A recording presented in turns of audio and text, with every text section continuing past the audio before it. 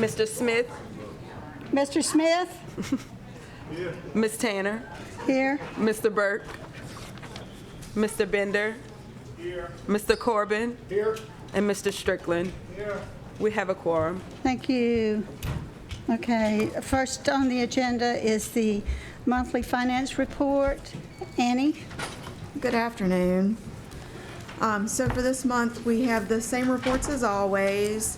First, we have for you the Sales Tax District 3 report, the actual collections through March of 2025, and the prior 3 fiscal years. So for the first 3 months of 2025 for Sales Tax District 3, we have collections of right over $18 million for the parish. We're averaging right over 3% growth over 2024. And so we anticipate that total collections for 2025 over 2024 will be about $2.4 million over last year at that 3% growth rate. Does anybody have any questions on Sales Tax District 3? Okay. The next report is sales tax collections for Highway 21 Economic Development District. Collections through March versus the actual last 3 years. And so collections for the first 3 months of 2025 are right over $300,000 for the first 3 months. And that's averaging basically double of what last year was. As we've talked about before, that's due to Costco being in the area now.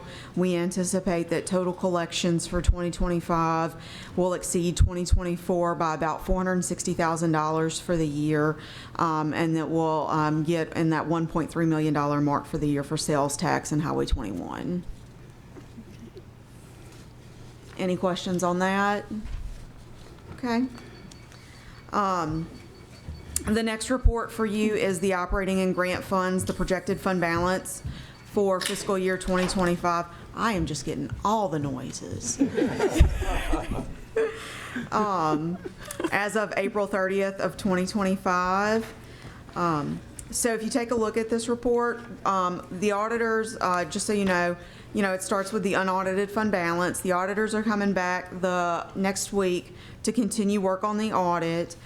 They had been gone for the month of May. They were on site during the month of April, and so they'll finish up their audit testing. We're in the working on the ACFR at this point in time. We have finished doing any of our adjustments at this point. So our numbers should be pretty final at this point in time for what that unaudited fund balance is. So unless something comes up at this point in time, we're double checking our numbers now and getting into the financial statements and, reviewing our numbers as we prepare the financials, the final fund financial statements. But if you look at those numbers, you'll see that what we're all concerned about, as always, is the general fund, and that unaudited fund balance. We have $1 million more than we thought we would in the general fund. So that's where we wound up at. I know that's been some concern and interest to everybody. So I'm happy to report that we do have an additional $1 million based on what the budget was for last year versus how we actually did. So, and then the next report after that is the budget to actual comparison schedule as of April 30th. So it shows 4/12 of the year at this point in time, or 33% of the year. And at this point in time, everything seems to be on track for the most point. The revenues are where we feel they should be for the collections, and then the expenditures are at the most point. They're on track as well. We're in basically the 25 to 30% range for spending at this point in time across most funds. Okay, one thing I noticed, I know that last month we passed because the health insurance had went up. Is Yes. that in these figures? Because I see most of this is, if you look at the different departments, the health and benefits are running like 80% or whatever. So has that adjustment been made or budgeted here, or why are these running so high? Or do we know? Can you give an example of where you're looking at one of the? Let's pick on human resources. Okay, is it human resources? No, not that one. Am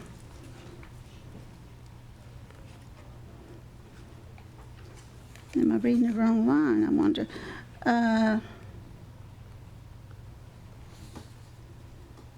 Oh, I know what you're probably looking at. 89 is running. You're looking at insurance other than employee benefits. Oh, okay. So that's for the liability insurance for general liability and like property insurance, flood insurance. So it's for the insurance benefits that are not related to benefits. Okay. That line item. So we've so how that works is we get the premiums in for the year of coverage, and then risk handles that process and then gives the information to finance, and we charge that out across all the funds during the month of April. And so that's the coverage for the entire year. Okay, so if there's needed to be adjustments there, they will be later on. Yes, so that's been fully charged out for the year. So most people had enough money. They're at like the 80% range, Okay. 90% range. So everybody had enough money to coverage the general liability, the flood insurance, the property And that's a premiums, the one-time audio. charge, so we won't see any more this year? That is correct. Okay. Yes. That does answers mine. Any other questions? Okay, thank you. All right. The next is ordinance calendar number 7882. When I get to it, I'll read it. Ordinance levying parcel fee for the year 2025. Yes, so our ordinance calendar number 7882 is the ordinance to levy parcel fees for 2025. So annually, we are required to hold a public meeting and to adopt an ordinance to levy our parcel fees. And so we are levying parcel fees for 4 lighting districts. It's lighting districts 9, 10, 11, and 14. So the parcel fees that we are proposing to levy are for lighting district 9, $34, lighting district 10, $80, lighting district 11, $25, and lighting district 14, $150. Okay. Ordinance calendar numbers 7883, ordinance levying millage rates for the year 2025. Yes, so ordinance calendar number 7883, ordinance levying the millage rates. So once again, we are required to hold a public hearing and meeting to levy the millage rates and to adopt an ordinance. And so this ordinance is to levy the millage rates at the rates as they were from prior year, or as adopted or proposed on the tax proposition in the case of the library. And so these are the rates that are being proposed. Parish alimony in the rural areas, the millage rate is 2.89.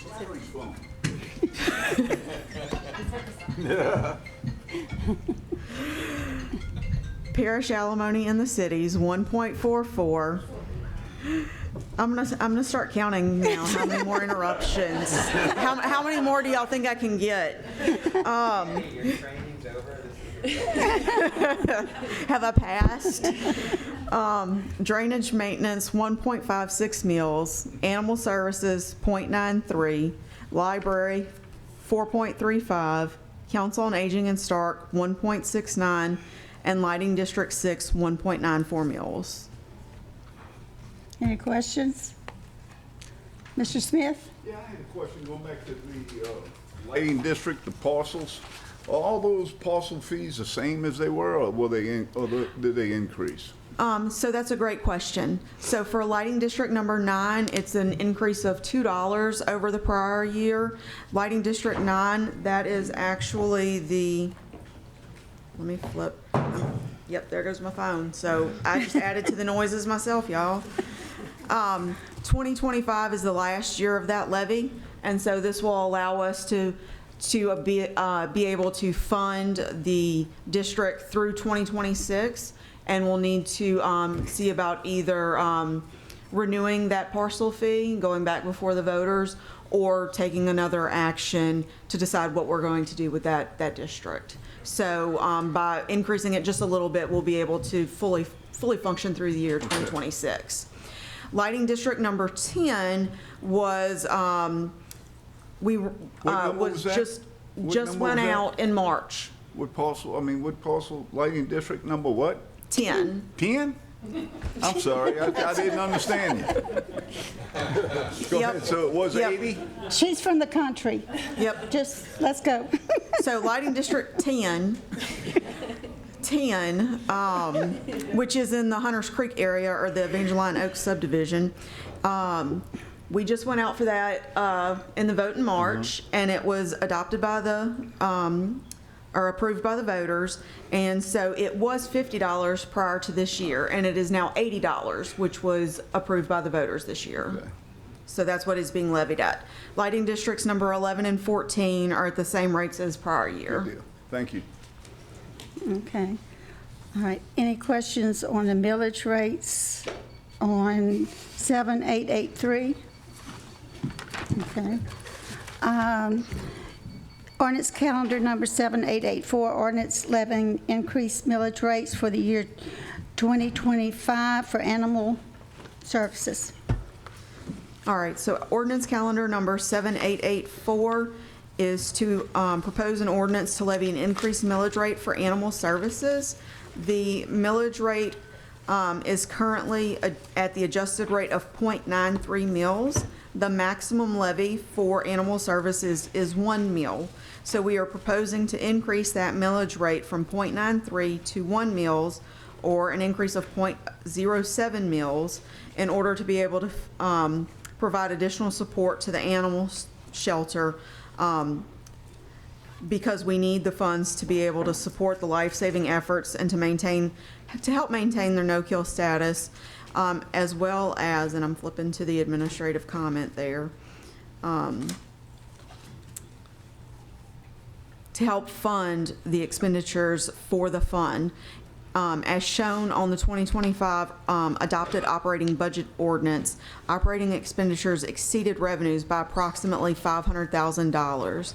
We have been using funds from our fund balance to fund operations for the past several years, and we have been doing this, and we now have a dwindling fund balance. We only have, and I believe it's right over $100,000 in fund balance that's available to be used going forward for annual operations. Okay. Questions? Yes, ma'am.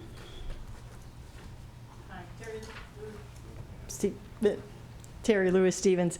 I just wanted to, I didn't know this was on the agenda. I fully endorse this, and I would encourage anyone on the council who has not visited Animal Services to go by and see what they do over there. They work like nobody's business, and they are trying their darndest to keep ahead of the pack, literally.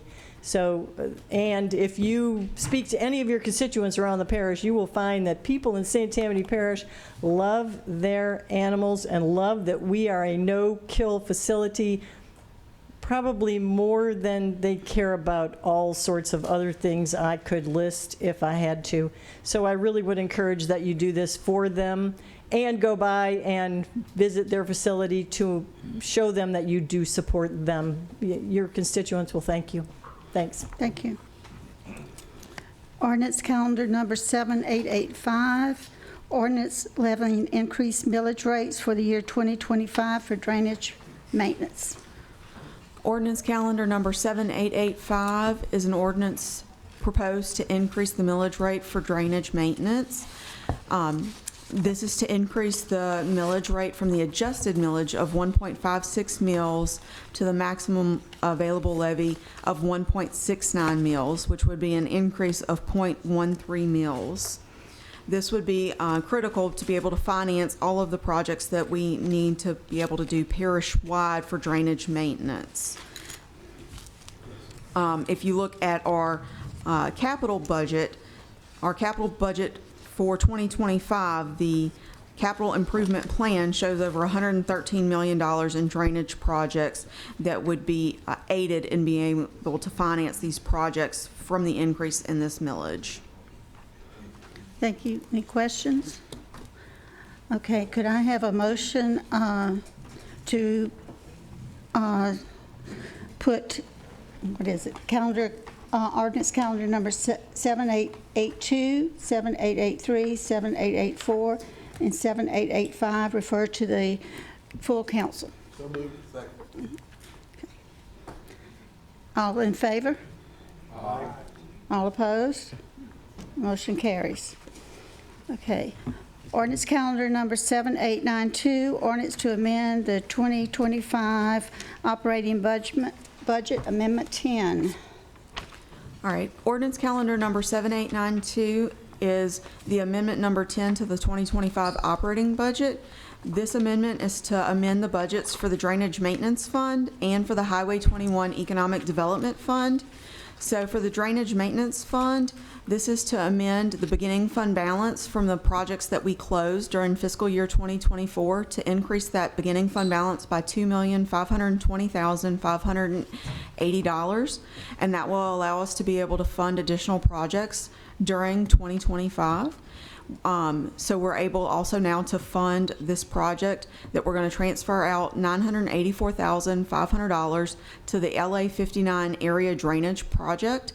This project is to be able to purchase 168.69 acres of land for a possible pond location, as well as drainage conservation of land in a critical drainage area. This project is also shown on companion ordinance capital amendment number 14.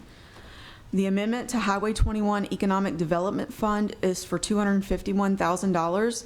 This is to transfer funds out to another project as well, the Coop Drive Trace Trailhead and Park Project, to provide engineering and landscape design services.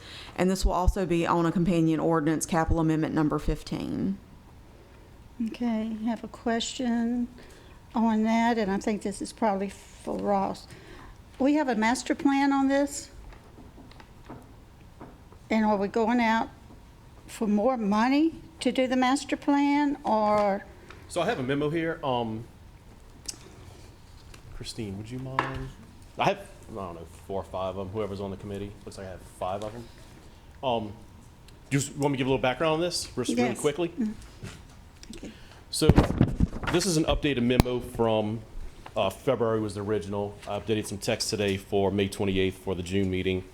Back in February, we came to the council to ask for permission to advertise for a lease of the property. Back in 2008, this 3.62 acre parcel was donated to the parish with a stipulation that it's for recreational, cultural opportunities by the way of buildings, parking, and other supportive infrastructure. In addition, in December of 2020, or maybe November of 2024, we allocated about $20,000 to a park master plan. Okay. So we allocated $20,000 to a park master plan. We're about 2 weeks away from finalizing that. We held a public meeting about a month or so ago, a month and a half ago. So as you go through the memo, the updated text says the Tammany Trace Trailhead and Recreation Master Plan is nearing completion. We're requesting funds from the Culture, Recreation, and Tourism Economic Development Fund, and I hope I said that correctly, Annie, to provide engineering and landscape design services for implementation of the park master plan. The scope of work is a boundary and topo survey, geotech, landscape design, civil site design. And then if you flip the page, for those of you that have the memo, you can see the draft master plan now that includes the area that St. Tammany Parish owns all the way to the west. And then also it would be parking improvements to where the Kids Connection Playground is. And what's not shown on this is we're trying to include a spur from the Trace to the Tourist Commission site on 59 by the backs of the buildings.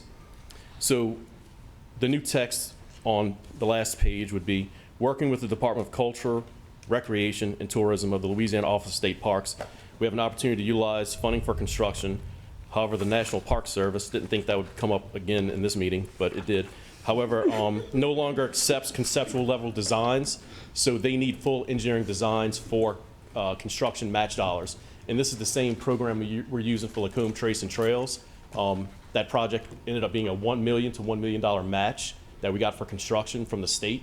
So when that project is 90% complete, and it will be by the time we get into April or the spring of next year to submit for this application, then you can only have one grant application open at one time, but if you're 90% of the way through, then we can apply and get another match for the construction. But we need a finished design before we can apply for those funds. So you're telling me that we have to finish the design before we can get any federal or state money? Yeah. I made it very simple. Okay. Thank you. Mr. Bender? Yes, thank you, Mr. Chairman. Ross, can you just tell me, for my ignorance, how did you arrive with these 4 items at $250,000? Can you just tell me the quick process, how y'all get to the 250 instead of 200? Yep. So actually, it ended up being 251, but on the memo, I just put 250 for ease. Sure. But I've worked with people like smarter than myself, engineers like Jay Watson, and Daniel walked into the room, so I really get information from him, but it was mostly public works. Gotcha. Yes, sir. Okay, so this is a good close estimate. Yeah, absolutely. Yeah, we're good. Good deal. Thank you. Okay. Thank you. Any other questions? Okay, ordinance calendar number 7893. Ordinance to amend the 2025 grant budget, amendment number 5. Yes. Ordinance calendar number 7893, amendment number 5 to the grants budget for 2025. Has multiple items on it for grants. The first one is for Petco Love. This is a grant for $15,000. It's additional awards received for any life-saving purpose for animal services. There is also an award for ASPCA for Disaster Response Partnership for $15,000 to purchase crates, generators, visqueen, and kennels.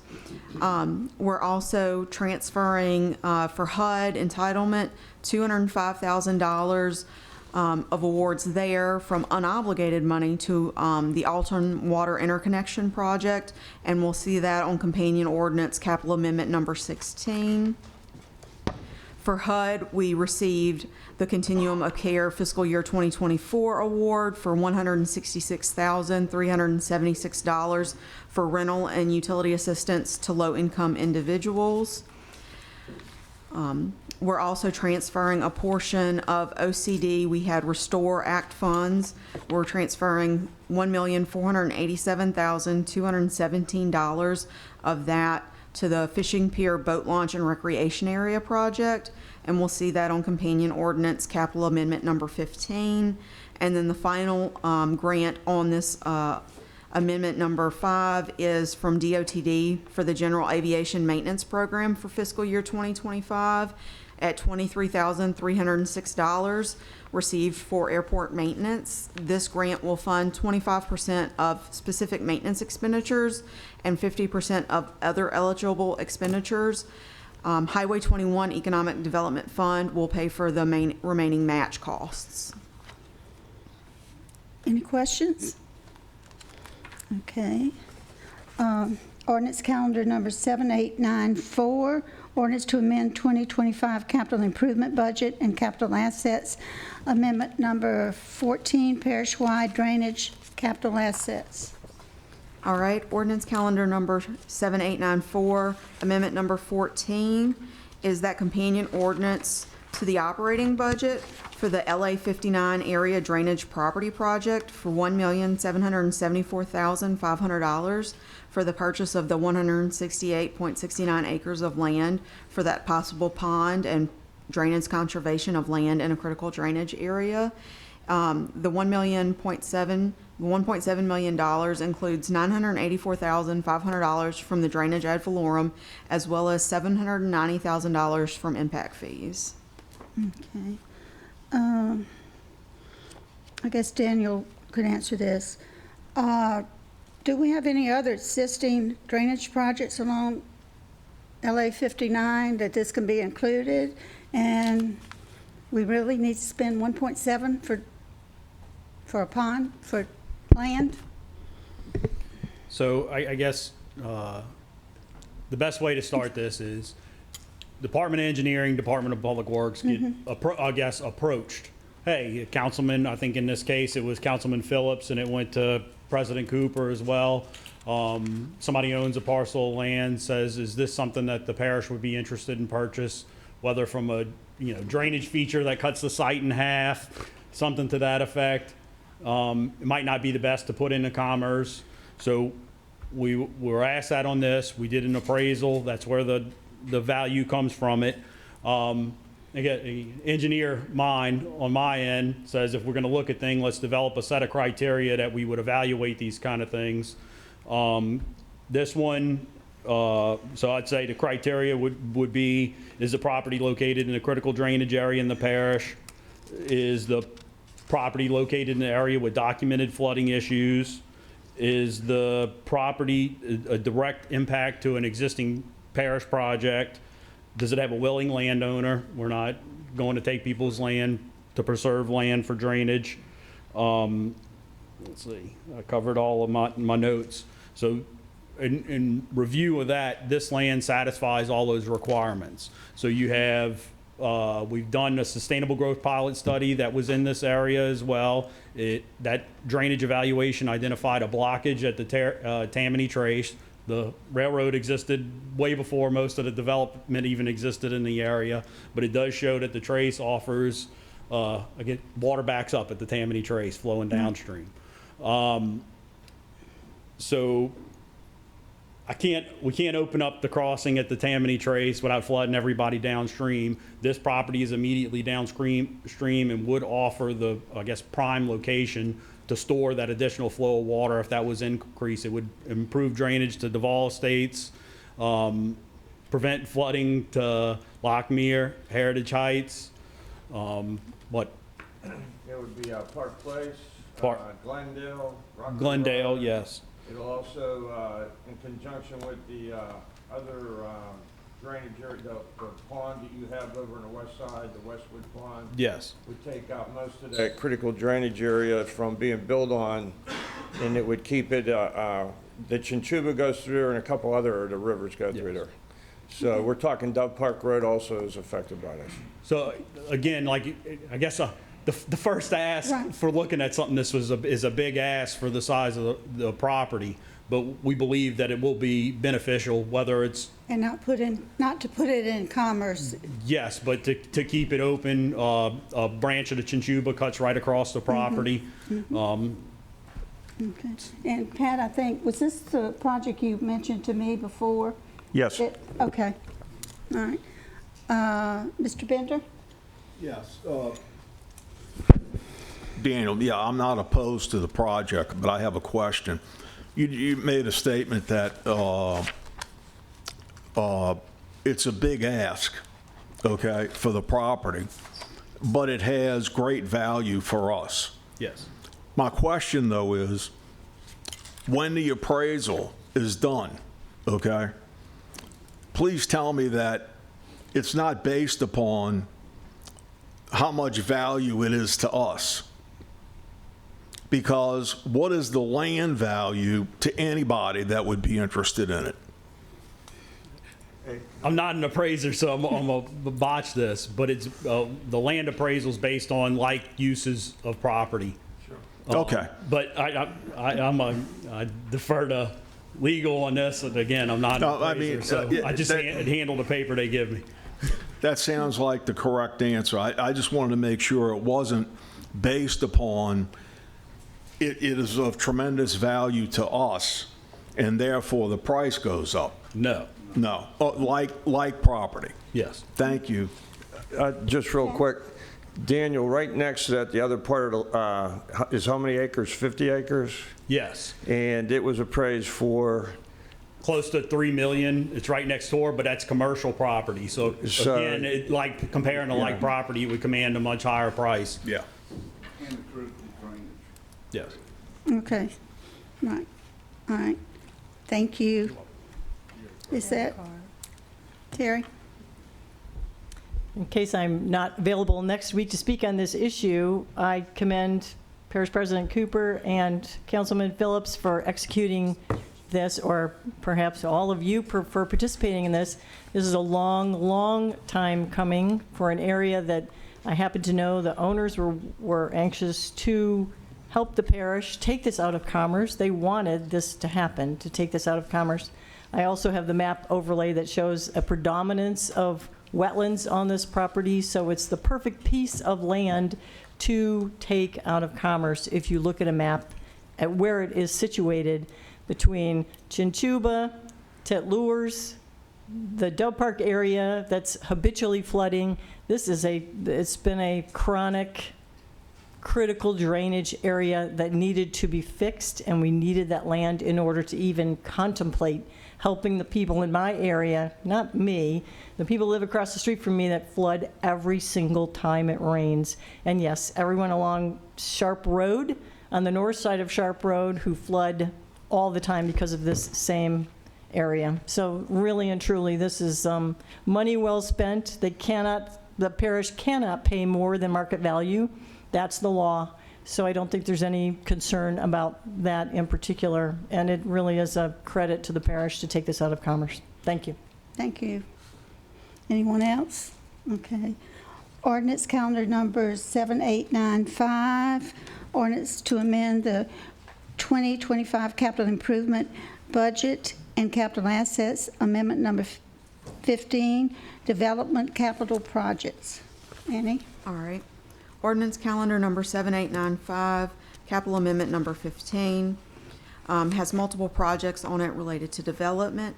The first one is the fishing pier, boat launch, and recreation area for $1,487,217. This comes back from companion ordinance grants amendment number 5, utilizing those Restore Act funds to do this project for development of a multifunctional coastal access and shoreline resilience facility adjacent to the fishing pier in Slidell. The second project is for the Fontainebleau Park Coastal Plan for $520,000, funded by Lake Pontchartrain Basin Restoration Program. This project is for the planning, design, and implementation of coastal restoration and resiliency measures within the state park to provide environmental benefits by addressing shoreline erosion. The third project is the Coop Drive Trace Trailhead and Park, as we discussed earlier on the operating ordinance amendment number 10 for $251,000 for the engineering and landscape design services for the improvements to the Coop Drive complex for the Tammany Trace Trailhead and recreation area. We discussed that the master plan for the park was nearing completion and the design services were required for implementation and potential grant funding.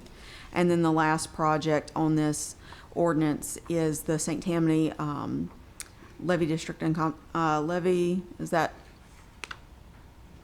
Levee Drainage and Conservation District Business Plan, $45,000.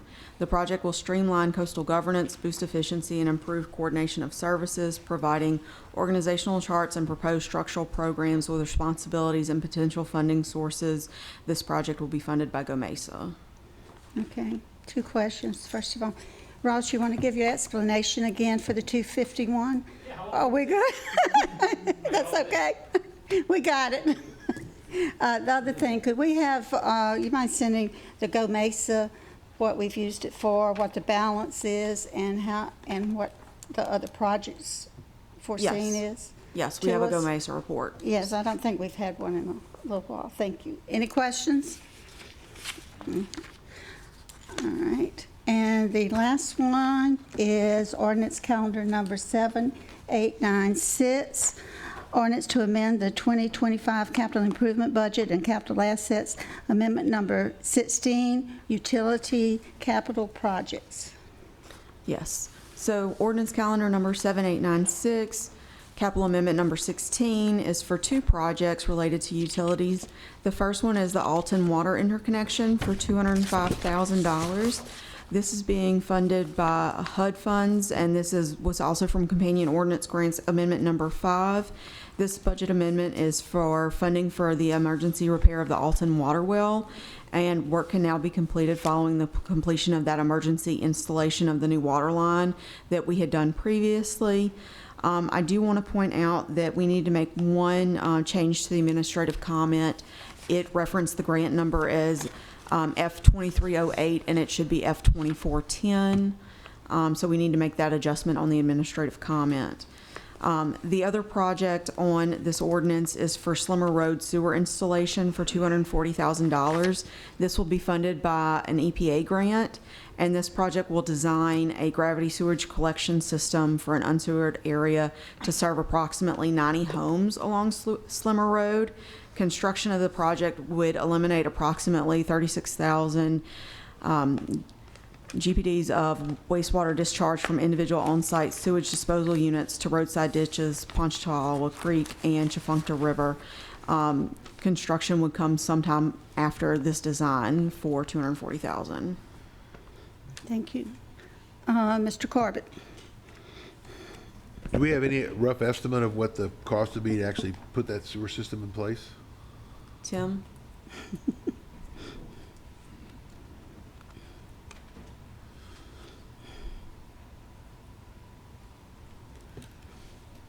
I like the idea. I'm just looking downstream. Yeah, I think the preliminary estimate was around $2 million. Okay, thanks. That's raw. That's close enough for ROM. Any other questions? Okay, I need a motion to move ordinance calendar number 7892, 7893, 7894, 7895, and 7896 to the full council meeting. I have a second. All in favor, say aye. Aye. All opposed? Thank you. Last thing I think they put on my agenda was Resolution Council 7109 through 7120, and that's the audit reports on environmental audit reports. Chris?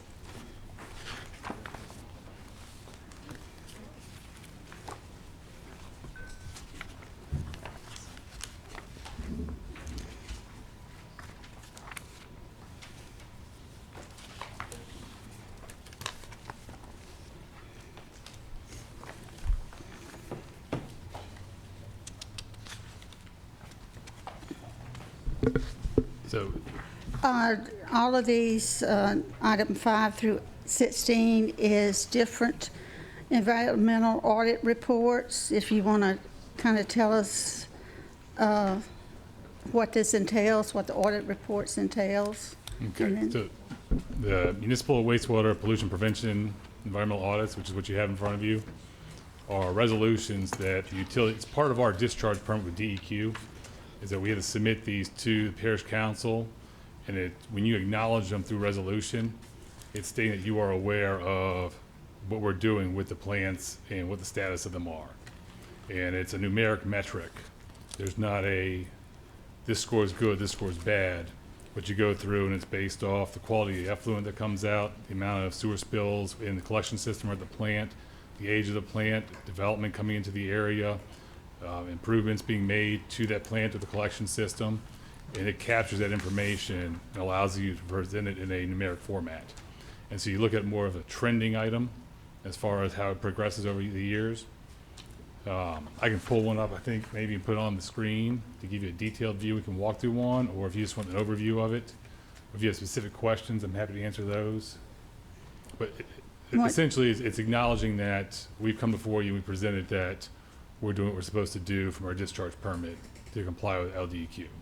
Okay, Mr. Bender, you have a question? Yes, thank you, Madam Chair.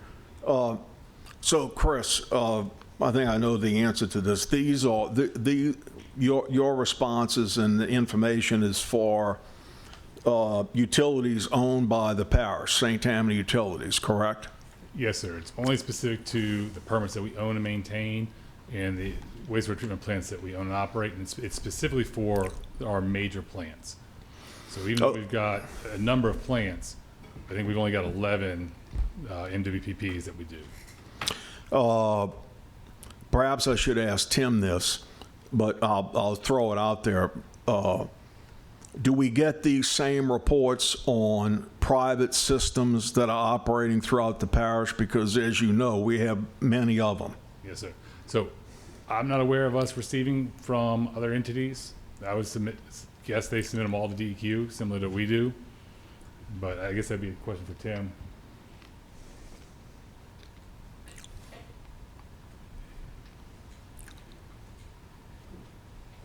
Mr. Bender, they did not submit those to us, but they are public record, and we can get them.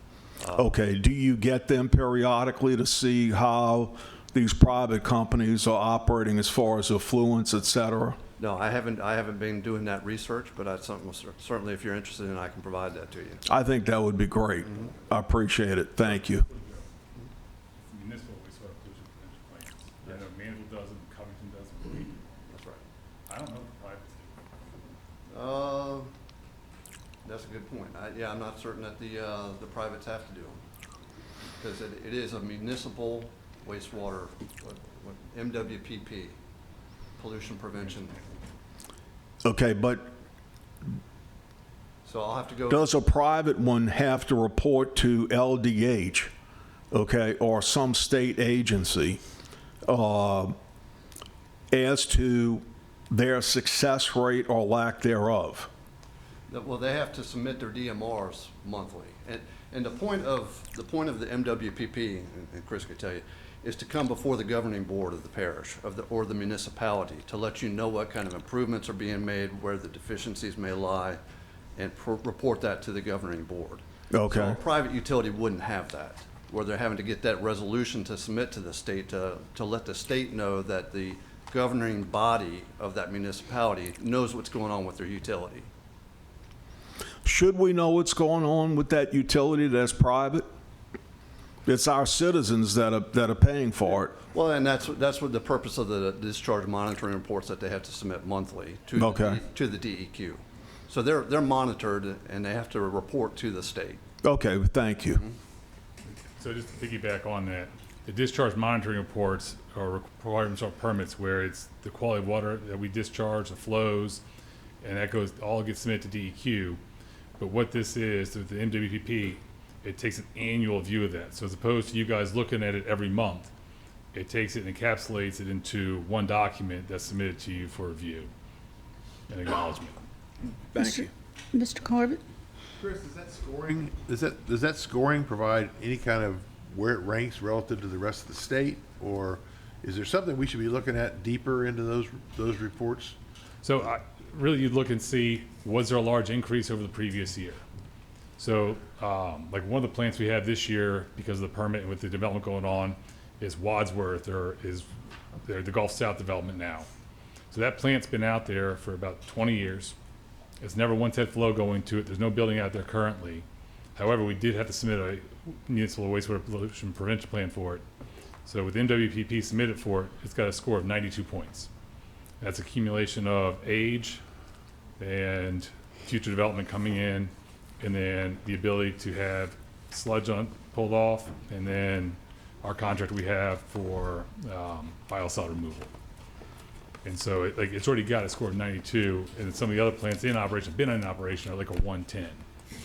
And so it's more reflective of, it gives you kind of an idea of if your score is higher, then you need to look at it. If it's lower, things are going all right. But there's exceptions to the rule either way. What's the range we're talking about? Is it 0 to something? No, because there's no zeros. Because as soon as you put it out there, you're getting, like if it's a mechanical plant, you get one, if it's brand new, it's 1 year old, and it's got a 2.5 multiplying factor attached to it, so you got a score of 2.5. If you have any development coming in that would justify it, you're going to add points for that. And so the range really is probably 30 to maybe 500, depending on how terrible it is and how bad you do. And we range from about 92, I think, is Wadsworth is our lowest, up to, I think we've got one that's about 200. Okay, so that's your operational range. Being at 92 doesn't cause you any grave concerns? No, It's sir. just because it's restart. Okay, thank you. Any other questions? Okay. Do I hear a motion to refer to the full jury, full council? Thank you. Motion to adjourn?